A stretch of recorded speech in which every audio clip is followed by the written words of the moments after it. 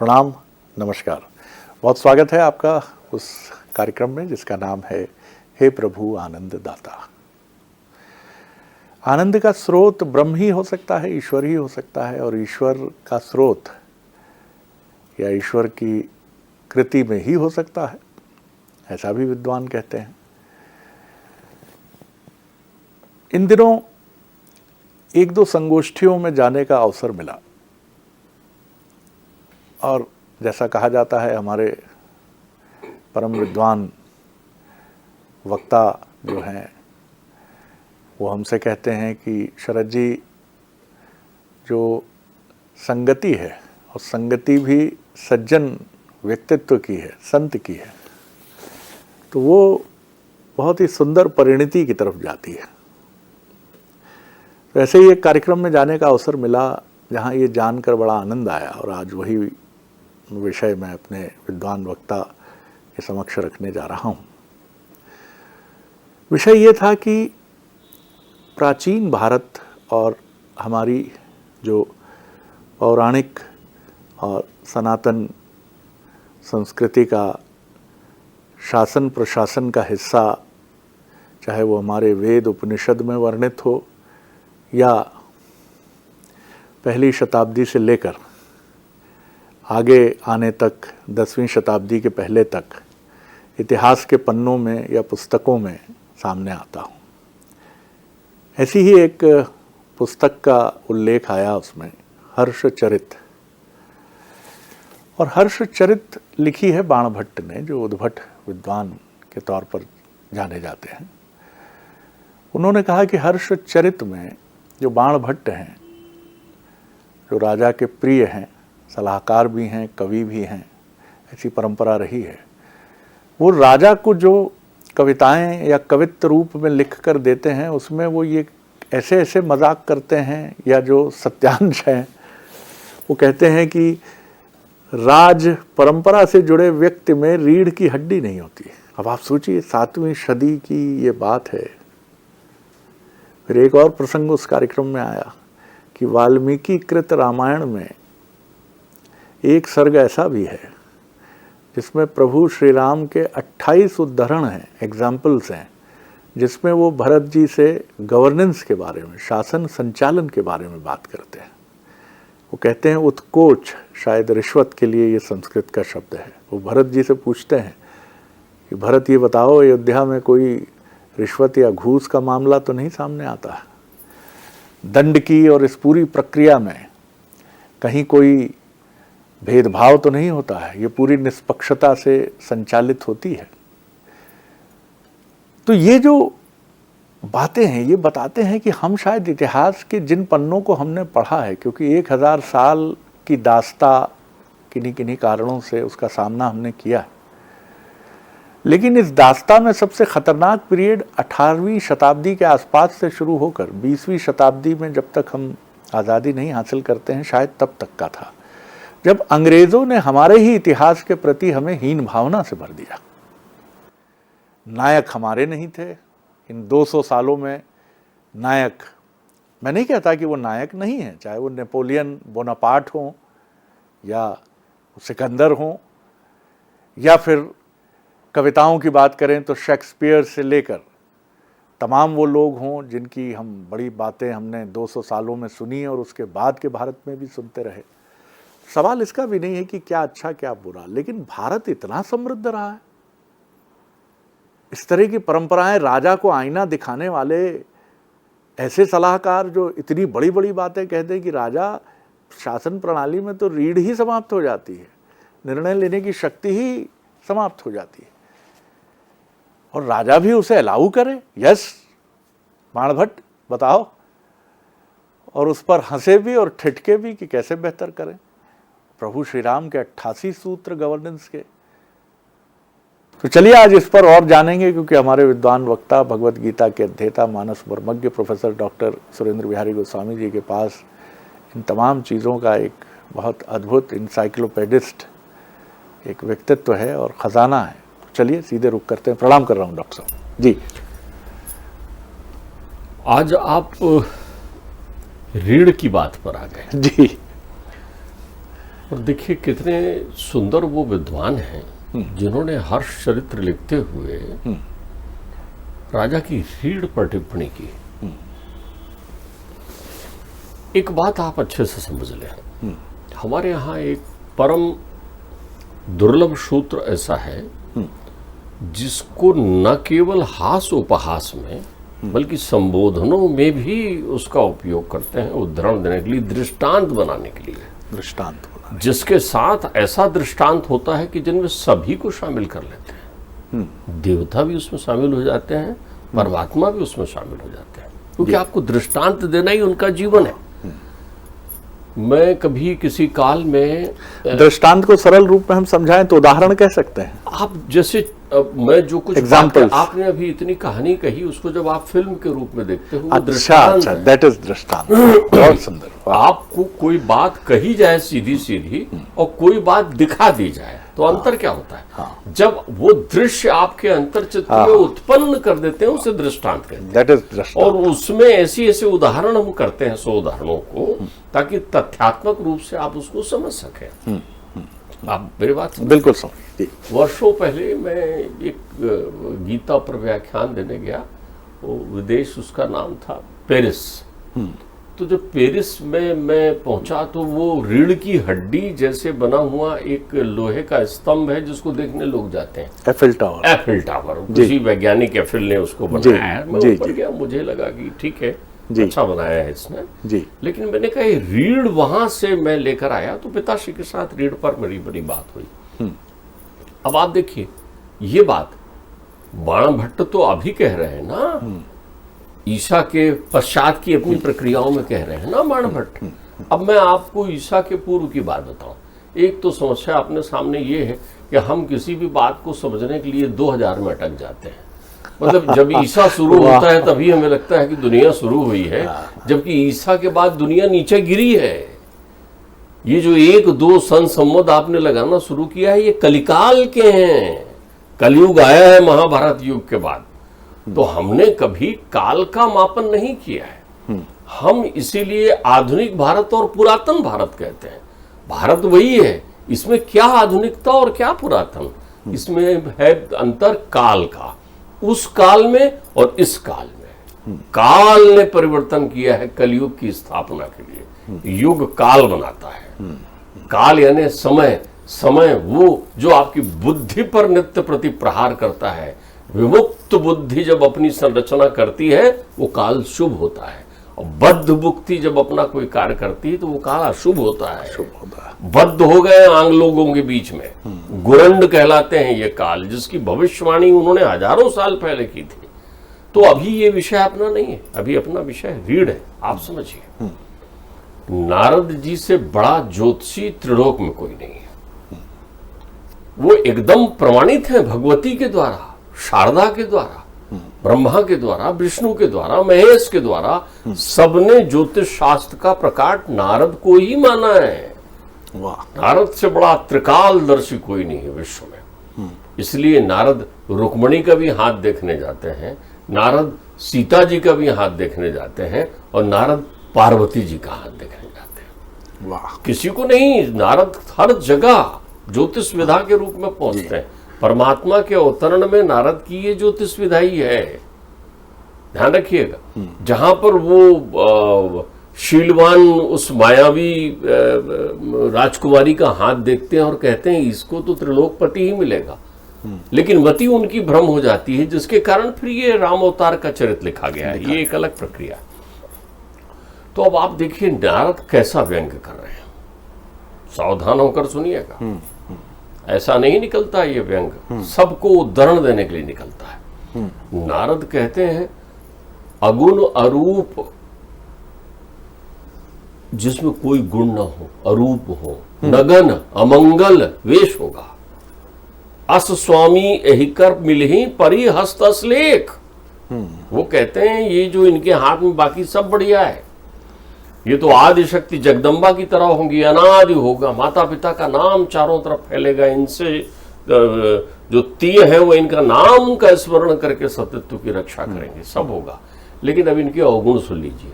बोले अवगुण क्या है महाराज? तो वो कहते हैं कि जटा अमंगल वेश होगा, जटा जूड़धारी होंगे, नगन स्वरूप होगा, दिगंबर रहने वाले होंगे, भस्मी रमाए होंगे, ऐसे लोग मिलेंगे। तो बोले इसमें ये तो बड़ा आपने गड़बड़ बता दिया, मैना घबरा जाती हैं। वो कहती महाराज अब कैसे होगा? तो वो एक बहुत सुंदर उदाहरण देते हैं कि मेरे दिमाग में एक है जिनके अवगुण तो दिखाई पड़ते हैं लेकिन हर अवगुण में गुण है। हर अवगुण में अरे गुण क्या है। बात है, वाह। जिसमें अगुण यानी गुणी ना हो तो गुणातीत हैं शिव। अरूप जिनका रूप ही ना हो अर्थात वो है। सचराचर सृष्टि में विद्यमान है शिव। दिगंतर में जिनकी संस्थापना हुई हो, जो उद्भव स्थित और संहार के प्रतीक हो, ऐसे दिगंबर हैं शिव। उनके जीवन में जटिलता केवल जटा है। तो वो तमाम बातें कहते हैं। फिर समझाने के लिए कहते हैं समर्थ को नहीं दोष गुसाई। राजा समर्थ हो जाता है ना, राजा समर्थ हो जाता है। वो उदाहरण दे रहे हैं समर्थ को नहीं। देखिए कितना सुंदर व्यंग कर रहे हैं। बोलिए सूर्य को देखती हो, रोज अपन लोग जल देते हैं, प्रणाम करते हैं, समझा रहे हैं मैया। समर्थ, समर्थ कहाँ है? समर्थ ये बोले इसका प्रकाश सब जगह फैलता है। इसका प्रकाश जो है मल में भी जाता है और इसका प्रकाश जो है पूजा के स्थान पे भी जाता है। लेकिन सूरज को कोई नहीं कहता कि सूरज खराब है, यहाँ लाइट दे, यहाँ लाइट ना दे। बोले अग्नि को सब लोग पूजा करते हैं, यज्ञ हवन में आह्वान करते हैं, और बोले ये अग्नि भी देखो विचित्र है, इसमें चाहे अच्छा डालो चाहे बुरा डालो सब सुहा हो जाती है। क्यों? समर्थ है ताप शक्ति से। समर्थ है ताप शक्ति से। फिर वो कहते हैं और तो और कभी आपने सुना है कि सर्प में सोना, सर्प की सैया अच्छी बात मानी जाती है? बोले विष्णु जी को देखो, सर्प में सोते हैं और पूजनीय है।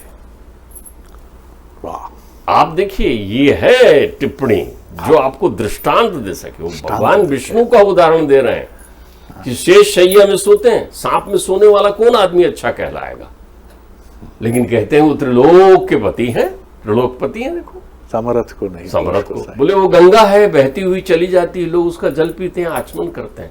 बोले उसमें सभी प्रकार की चीजें प्रवाहित होते रहती है।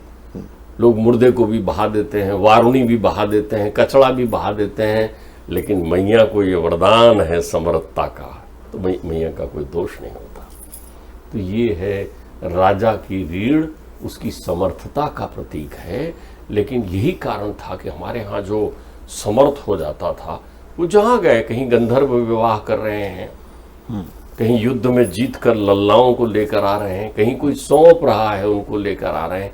लेकिन ऐसे राजा कर्तव्यवान होते थे। रीढ़ का अर्थ उनका चरित्र कमजोर नहीं होता था, वो समर्थ होते थे। वो मदद करने के लिए इस प्रक्रिया का उपयोग करते थे। आप जिन सूत्रों का उपयोग वाल्मीकि रामायण में कर रहे हैं भरत को समझाने के लिए, वहां वो यही बात कहते हैं जो वो करते हैं। वो कहते हैं एक बात ध्यान रख लेना, लोक मानस जो है वो ही परम तत्व है, वो ही ईश्वर है। कभी भी लोक मानस का अपमान नहीं करना। एक और प्रसंग वहाँ उठा जिस गोष्ठी में मैं था डॉक्टर साहब, एक छोटी प्रतिक्रिया उस पर आपकी भी, कि जो वक्ता थे विद्वान, उन्होंने ये भी कहा कि वाल्मीकि रामायण में ये भी वर्णित है कि जब वनवास की प्रक्रिया आगे बढ़ी तो वशिष्ठ, ऋषि वशिष्ठ सामने आए। उन्होंने कहा कि सीता के लिए नहीं है ये राम के लिए है। तो सीता यहाँ संभालेंगी अयोध्या की शासन प्रक्रिया में। और फिर वो बात नहीं हुई कि जब सीता स्वयं चाहती थी कि वो वनवास के लिए बढ़ें। मेरा निवेदन सुन लें, फिर उस पर आपकी टिप्पणी। तो ये भी बात, ऐसा मैं नहीं जानता, आप ही उसमें अधिकृत टिप्पणी कर सकेंगे। ये भी प्रसंग आया कि सीता जी को 14 वर्ष के लिए उनके वस्त्र आभूषण के साथ रवाना किया गया, क्योंकि राम के लिए आदेश है कि वो वनगमन करेंगे तो वो वनवासी की भूमिका में निकलेंगे। जी, अब इस पर आप देखिए, कुछ चीजें हाँ थोड़े से हलंत कामा से व्यक्ति की विचारधाराएं इधर से उधर हो जाती है। वाल्मीकि रामायण में वशिष्ठ जी ने कहीं ये नहीं कहा है कि सीता शासन संभालेंगे। पहली बात आप सुस्पष्ट कर विश्लेषण लें। के सिरे हो सकते हैं। इससे नहीं, ये आपने उसमें जो हाँ, भी कथानक ये लगाते जो भी रहे लोग कथानक आगे हैं, लगा, लेकिन हाँ। बात वास्तविक है। वशिष्ठ गुरु जी ने कहा है कि वनवास का आदेश तो राम के लिए, वनगमन तो राम की पात्रता है, इसमें और कोई सम्मिलित नहीं है, तो वनगमन राम को करना है। अब यहां पर बहुत सुंदर बात आती है। राम ने अपने वनगमन के पूर्व लाखों करोड़ों गायें दान दी, राम ने धन दिया, भंडार दिया, बांट दिया। वाल्मीकि रामायण क्लासिफाइड कर रही है इस चीज को। उन्होंने सब उसे बांटा जो जनक जी ने उनको दिया था, अच्छा, जो उन्हें अपने जनक जी से उपहार मिले मिले थे थे, उपहार में, वो उन्होंने बांटा।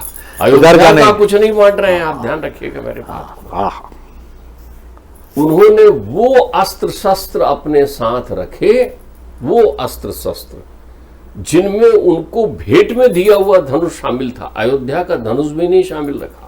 वाह, विश्वामित्र गुरु जी के द्वारा दिया हुआ उनको जो भी अस्त्र शस्त्र था वो ही वो धारण कर रहे हैं, कुछ नहीं ले गए अयोध्या का। अब मैया सीता को देखो, मैया सीता ने सुंदर सी वो साड़ी पहनी जो उन्हें परिणय के समय हाँ। उनकी माता जी ने प्रदान किया था। ओहो, उन्होंने वो साड़ी पहनी, क्योंकि जाना सौभाग्यवती ये तीनों माताओं के आंखों में ऐसे आंसू दे के नहीं जाना है। उन्होंने वो चूड़ामणि ली जिसकी मणि, आप ध्यान रखिए, जिसकी मणि इंद्र ने भेंट की थी राजा जनक को, आहा। और राजा जनक ने वो मणि रख दी थी उनके उसमें। जब वो मणि लेकर आई और दिव्य मणि दशरथ जी ने देखा तो बोले बहू ये तो मणि बहुत सुंदर दिव्य है। तो दशरथ जी ने उसको आभूषण बनवाकर चूड़ामणि बनवा दिया। चूड़ामणि, वो चूड़ामणि धारण कर रही हैं। दिया है ना, मोचौने में दिया है, जिसको कहते हैं मुंह देखने में, मुंह देखने के लिए दिया है उनको, वो धारण किया। उन्होंने सब वो आभूषण धारण किए जो वो जनक जी और महतारी ने उनको वहां दिए थे, और उन्हीं आभूषणों में से बांटा उन्होंने, सब बांटा उन्होंने। सीता जी का एक सुंदरतम तर्क आपको बता दूं। सीता जी सीधे राम से बात नहीं करती, क्योंकि कभी कौशल्या के सामने राम से कहा नहीं है। ये समर्थ का अर्थ देखिए, आपने तो इतनी सुंदर बात की, जिसकी रीढ़ मजबूत होती है वो कैसे चलता है, उसकी प्रक्रियाएं देखिए। यहाँ बहुत अच्छा प्रतिप्रश्न आपने कर दिया। 2 पल में मैं इस प्रतिप्रश्न का आनंद दे रहा हूं।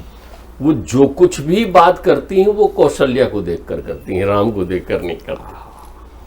वो कौशल्या को देखकर करती हैं। नाना प्रकार के उद्धरण उन्होंने दिए।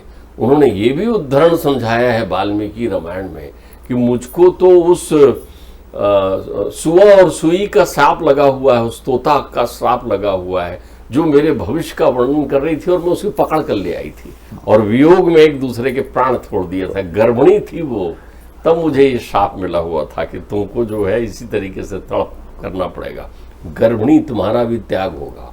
वो सब सुनाती है, राम सब सुनते हैं। आखिरी में एक सुंदर बात कहती है वाल्मीकि रामायण में।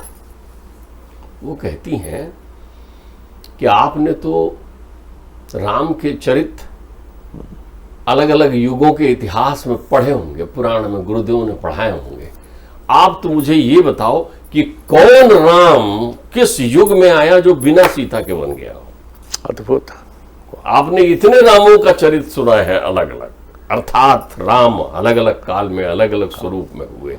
वो एक ही प्रश्न करती हैं कि राम कभी भी सीता के बिना वनवास को गए हैं जो मैं तुम्हारे बिना यहां रहूंगी। तो ये तार्किक प्रक्रिया, ये गहराई है। बाबा तुलसी जानते थे कि कलिकाल में अनेक प्रकार से बातचीत के बीच में इधर से उधर तर्क वितर्क करने वाले होंगे, इसलिए उन्होंने बिना गुठली और बिना गूदे का फल दिया है रामचरितमानस।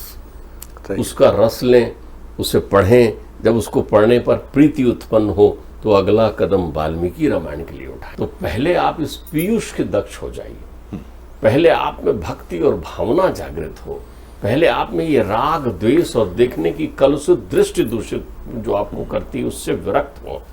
जब हो जाए तब बहिए, बहते बहते घाट मिलेंगे। वहीं एक घाट में रामचरितमानस से जब बहना शुरू करेंगे तो अध्यात्म रामायण का घाट मिलेगा, आनंद रामायण का घाट मिलेगा, वाल्मीकि रामायण का घाट मिलेगा, कोटि सहस्त्र घाट मिलेंगे। और एक घाट में तुझे मुक्ति मिल जाएगी। हा, वाह वाह, बहुत सुंदर, बहुत ही सुंदर विचार मंथन मिला है। सीता जी का प्रसंग भावुक कर देता है कि कौन सा कालखंड ऐसा रहा है कि राम बिना सीता के गए हों। सच बात है।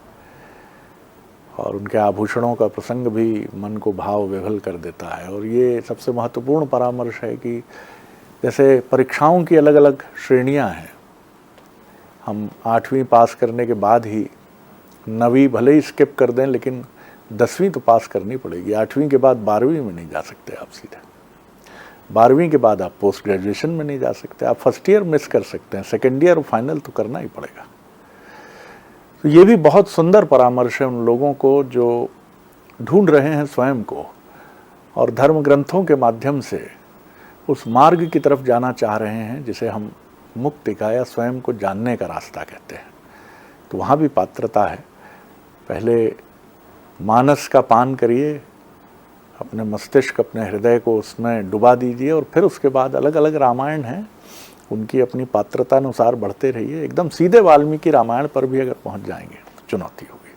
इस प्रसंग को आगे भी हम लेंगे। बहुत धन्यवाद डॉक्टर साहब। अगले एपिसोड में एक और विषय लेकर उपस्थित होंगे। प्रणाम, नमस्कार।